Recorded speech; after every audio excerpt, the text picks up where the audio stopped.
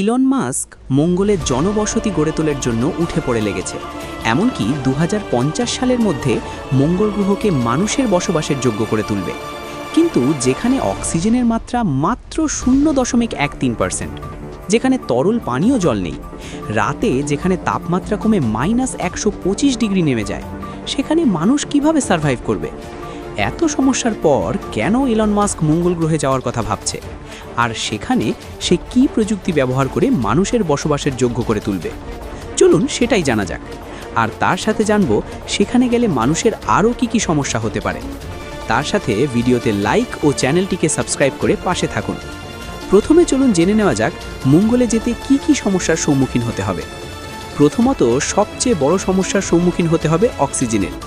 মঙ্গল গ্রহে প্রায় 95% carbon dioxide আর oxygen নাই বললেই চলে। আর তাই মঙ্গলে স্পেস স্যুট ছাড়া মানুষ কয়েক সেকেন্ডে মারা যাবে। তাছাড়া মঙ্গলে পানীয় তরল জল নেই, যা আছে সব বরফ আকারে।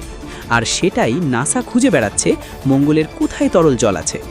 মঙ্গলে যদিও কোনোদিন মানুষ বসবাস শুরু করে, তাহলে সব কিছুর ব্যবস্থা করতে পারলেও সূর্যের রেডিয়েশন থেকে তারা বাঁচতে পারবে না, কারণ মঙ্গলে কোনো শক্তিশালী ম্যাগনেটিক ফিল্ড নেই, যার ফলে সূর্যের রেডিয়েশন সরাসরি আঘাত করবে।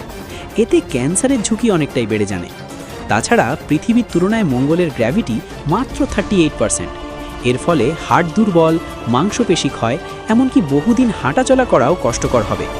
মঙ্গলে প্রায়ই ধূলিঝড় হয়ে থাকে, আর এর ফলে মঙ্গলে বসবাসের জন্য যে ক্যাপসুল বানানো হবে, সেখানে থাকা সোলার প্যানেলে ধুলো জমবে। এর ফলে সেখানে থাকা যন্ত্রাংশ নষ্ট হতে লাগবে। আর সবচেয়ে বড় ঝুঁকি থাকবে পৃথিবীতে ফিরে আসা, কারণ মঙ্গল মিশন বেশিরভাগ ওয়ান ওয়ে মিশন। আর কোনো কারণে যদি মঙ্গলে কোনো সমস্যা হয় আর পুনরায় পৃথিবীতে ফিরে আসতে লাগে, তাহলে সেটার চান্স মাত্র 0.01%। আর এত কিছু সমস্যা থাকার পরও ইলন মাস্ক মঙ্গলে যাওয়ার জন্য রেডি হচ্ছে। হয়তো ভবিষ্যতে আরও উন্নত টেকনোলজি তৈরি হবে, আর এর ফলে হয়তো মঙ্গল মিশন করা সম্ভব হবে। তো বন্ধুরা, এই রকম আরও ইনফরমেটিভ ভিডিও পেতে লাইক ও সাবস্ক্রাইব করে পাশে থাকো।